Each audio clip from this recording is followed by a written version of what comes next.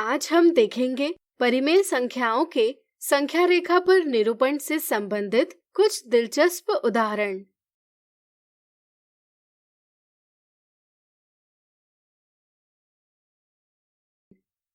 नीचे दर्शाई संख्या रेखा पर किन्हीं भी दो बिंदुओं के बीच समान दूरी है।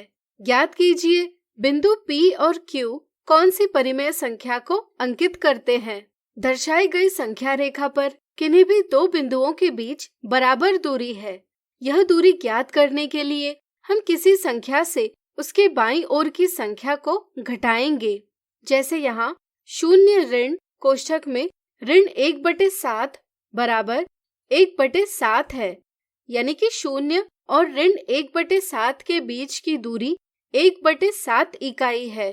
इससे हमें यह पता चलता है कि संख्या रेखा पर यदि हम शून्य के बाईं ओर चलते हैं तो संख्याएं 1/7 से कम हो रही है।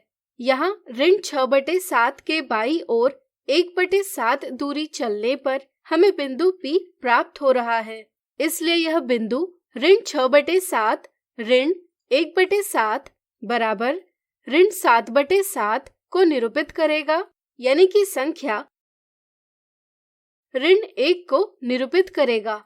इसी तरह अब आप बिंदु Q कौन सी परिमेय संख्या को निरूपित करता है, स्वयं ज्ञात कीजिए। अगला उदाहरण, संख्या रेखा पर 35/8 को निरूपित कीजिए। यदि परिमेय संख्या का हर ऋणात्मक हो तो पहले हम इसे धनात्मक करते हैं। इसके लिए हम अंश और हर दोनों को ऋण 1 से गुणा करते हैं ताकि संख्या के मान में कोई परिवर्तन न हो।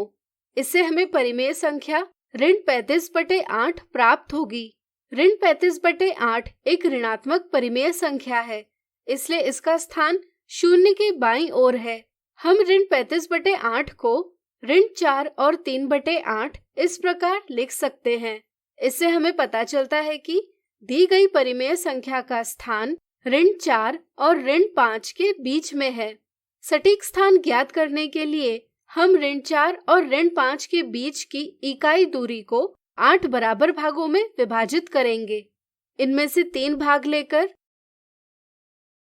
संख्या ऋण 4 और 3/8 यानी ऋण 35/8 दर्शाएंगे।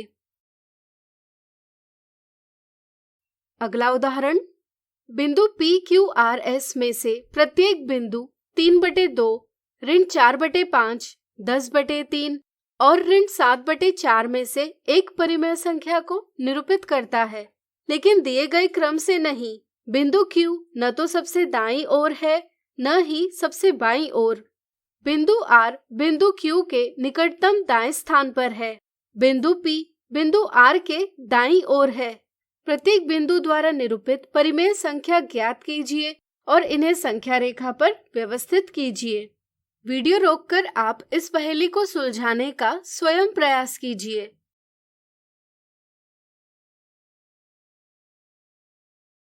चलिए हम बताते हैं। चलिए सबसे पहले दी गई सूचनाओं से बिंदु PQRS को सही क्रम से व्यवस्थित करें। पहली सूचना हमें बताती है कि बिंदु Q न तो सबसे दाईं ओर है न ही सबसे बाईं ओर, यानी कि अवश्य यह बीच के किसी स्थान पर होगा। हम कह सकते हैं कि बिंदु Q या तो इस स्थान पर होगा या इस स्थान पर। चलिए इन दो संभावनाओं को इस प्रकार दर्शाएं। दूसरी सूचना से हमें ज्ञात होता है कि बिंदु R बिंदु Q के निकटतम दाएं स्थान पर है। इस तरह से हम बिंदु R इस स्थान पर या इस स्थान पर दर्शा सकते हैं। तीसरी सूचना से हमें ज्ञात होता है कि बिंदु P बिंदु R के दाईं ओर है। इस स्थिति में बिंदु R के दाईं ओर बिंदु P को रखा जा सकता है, लेकिन इस स्थिति में ऐसा करना संभव नहीं, इसलिए इस प्रकार की व्यवस्था गलत है।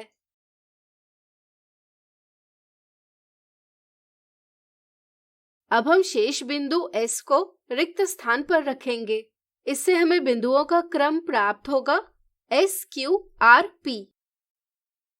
इसी तरह अब हम दी गई परिमेय संख्याओं को भी बढ़ते क्रम में व्यवस्थित करेंगे।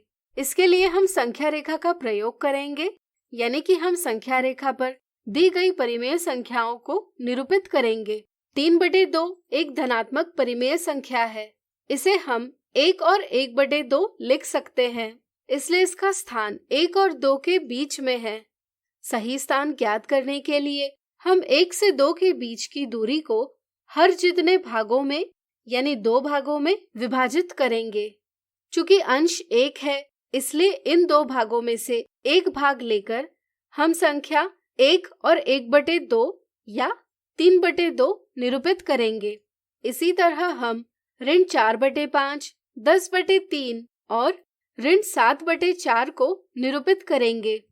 परिमेय संख्याओं के क्रम और दिए गए बिंदुओं के क्रम को ध्यान में रखते हुए अब हम कह सकते हैं कि बिंदु S परिमेय संख्या ऋण 7/4 को, बिंदु Q परिमेय संख्या ऋण 4/5 को, बिंदु R परिमेय संख्या 3/2 को तथा बिंदु P परिमेय संख्या 10/3 को निरूपित करते हैं। तो आज हमने देखे परिमेय संख्याओं के संख्या रेखा पर निरूपण से संबंधित कुछ दिलचस्प उदाहरण।